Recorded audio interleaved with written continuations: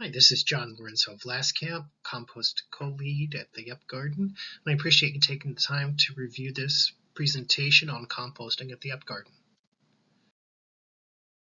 So this is a living document because our composting procedures are going to change from time to time after we learn what does and doesn't work.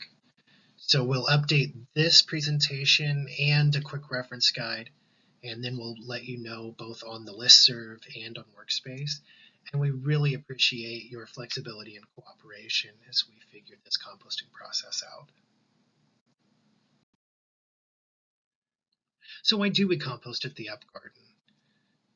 One of the main reasons is because it keeps our nutrients on site, which reduces our need for soil amendments, such as fertilizers. And it provides micronutrients and beneficial microbes to the soil, both of which are not included in commercial fertilizers. So it's important that we have a high quality compost available. And it replenishes our limited soil resources. At the UpGarden, we can't really dig deeper, so we have to build up our soils. Mulching with compost reduces water use by preventing evaporation. And it also eliminates the fuel that's required if we send that stuff off site. We don't have to truck this anywhere, so we use it right on the site where it is, and that saves a lot of fuel.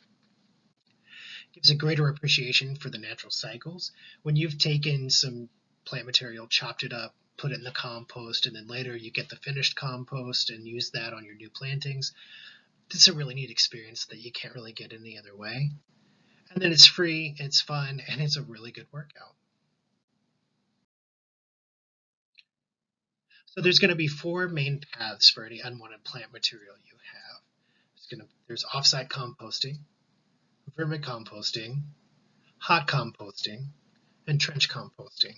And the path that you're going to take is going to depend on the plant material and how you design your plot. So offsite composting, good candidates for that are weeds with seeds, infested plants, noxious weeds, and diseased plants. And to help me remember this, I came up with the acronym of WIND, or I guess WIND, just to help me remember. It's weeds with seeds, infested plants, noxious weeds, and diseased plants.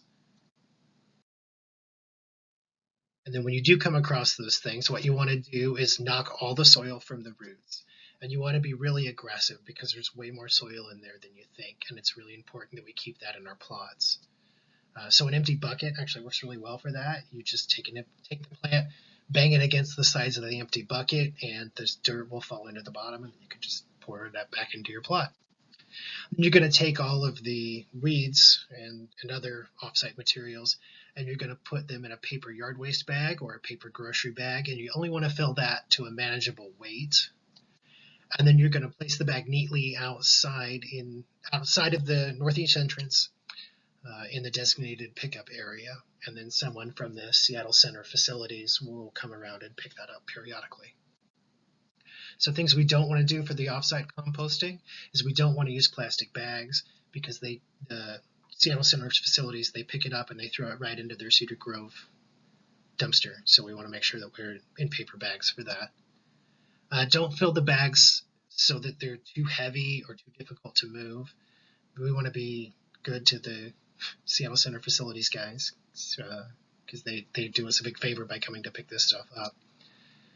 And don't leave your bag in the aisle or at the trailer or in the compost areas for someone else to clean up. It's really important that we all take care of our own waste as much as possible. And now we'll move on to vermicomposting, which is just a fancy word for worm bins. And some good foods for the worms are dead flowers and stems, bolting greens and radishes, any other plants that are going to seed that you don't want your plot any longer, overripe or rotting produce, and any produce ruined by pests. Some things that are not for the worms are onions and garlic, hot peppers, and citrus fruit. All three of those are too acidic and it'll burn the worm's skin and generally just cause problems in the bin. And we also don't want pet waste in there. That's not something that we want to compost. Anything that's marked with an asterisk can also be put into the hot compost. So if you go to give it to the worms in the worm can and you find that's full, then they can transfer right over to the hot compost with no problem. So getting things ready for the worm bins is actually a fairly simple process. you're just going to chop everything to 1 to 2 inch pieces, and then you're going to place those pieces in this metal can next to the worm bin and secure the lid. Moldy or rotten produce is totally fine for the worms. And let us know if the bin is full or if it's moldy, or if you have any questions about what you can put in there. Things to definitely not do is, again, don't add onions, garlic, hot peppers, or citrus. All of those really bad for the worm bin and cause some problems. Don't forget to replace that lid securely, because we can get rats in there if we don't, and we want this to be worm food, not rat food. And please, please, please do not send inedible produce to offsite composting. It's a super valuable resource that we can definitely use in the garden, and we need it for the worms. So now on to hot composting. Some materials that are good for the hot compost are plants that are finished for the season, trimmings from any type of pruning, plants removed from space if you do some thinning or you have some plants that are taking up too much space and you don't know what to do with them. We can definitely use those in the hot compost. Woody stems and raspberry canes are now accepted in the hot composting. And weeds without seeds would be fine. Grass and grass clippings. And old burlap bags, as long as they're torn into about 6-inch squares.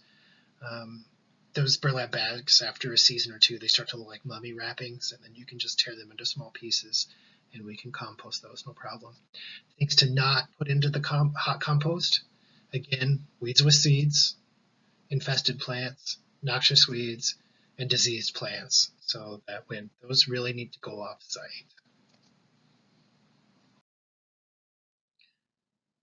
So the procedures for hot composting are, you want to, again, knock all that soil from the roots. It's really important that you keep as much soil in your plot as absolutely possible, because you're not going to get more. And then you do want to remove large roots and woody stems. We can compost both of those, but there's going to be a separate path for those. You want to cut all the greens and stems to 6-inch pieces or less. The smaller the better, because the smaller the piece, the faster it composts. And then you put the chopped greens in the green cans, and they're near each composting area has a chopping table, and there's greens cans next to it. And then you'll want to cut or tear that rotting burlap into 6-inch pieces.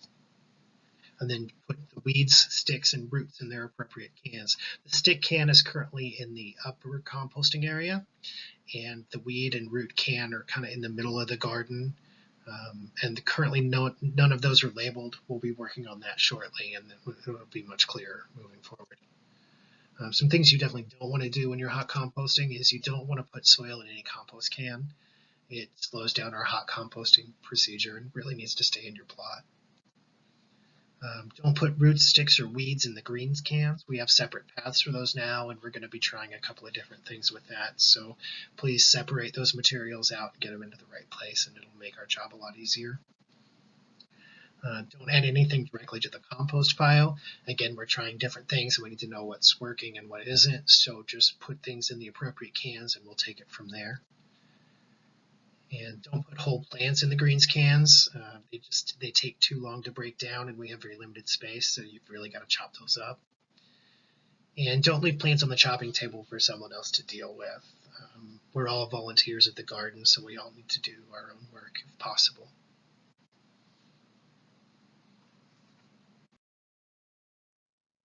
So when we do have hot composting available, there will be an announcement on Workplace and on the listserv, and you'll find the finished compost in this can in the upper composting area. And it's first come, first serve, but we ask that you only take 1 5-gallon bucket per week to allow others time to get theirs, and when we're out until the next harvest. And to use it, you can do a 2 or 3 inch deep mulch around the plantings. You just want to be careful to avoid the stem, or you can mix it into topsoil before you do your planting for the season.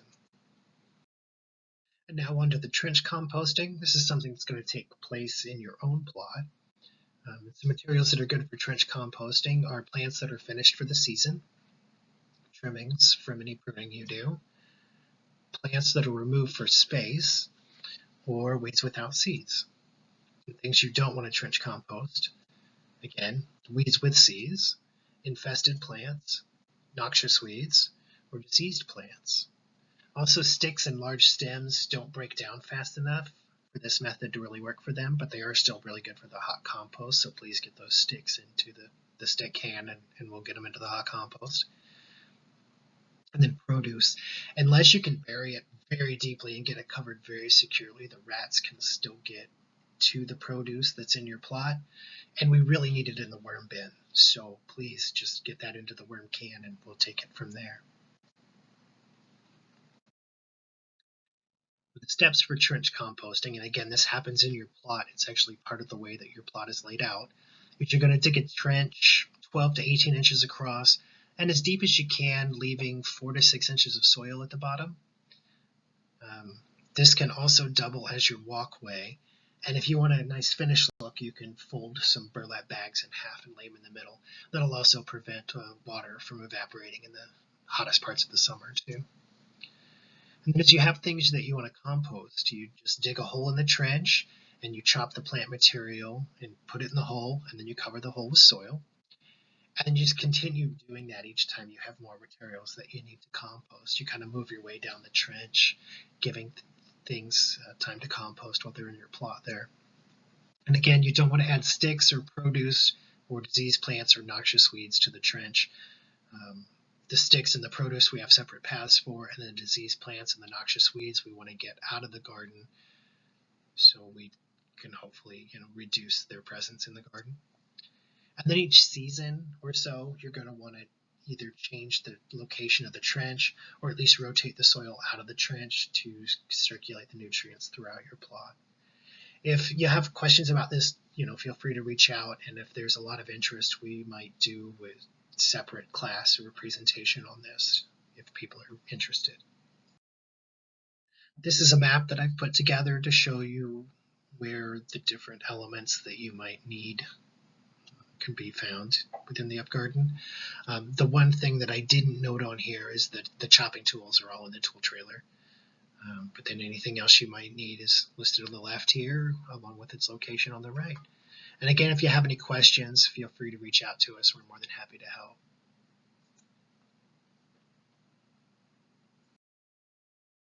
So I keep talking about noxious weeds, and you may have no idea what that means, like I did when I first started at the UpGarden. So I wanted to give you some pictures and names of the common noxious weeds that we see up at the UpGarden. And that's going to be hemp nettle, bindweed, garlic mustard, groundsel, shotweed, and knotweed. And again, we want to try to keep these out of our on-site streams as much as possible by sending them to the off-site composting, especially if they have flowers or seeds. And one of the most important things to remember is that we're a team here. So if you have any questions or suggestions, please reach out to us either on Workspace or via email. And if you're not physically able to complete any of this, just let us know. We'll work with you on some accommodations. We understand that not everyone has the same physical ability, so we're happy to work with those that need the extra help.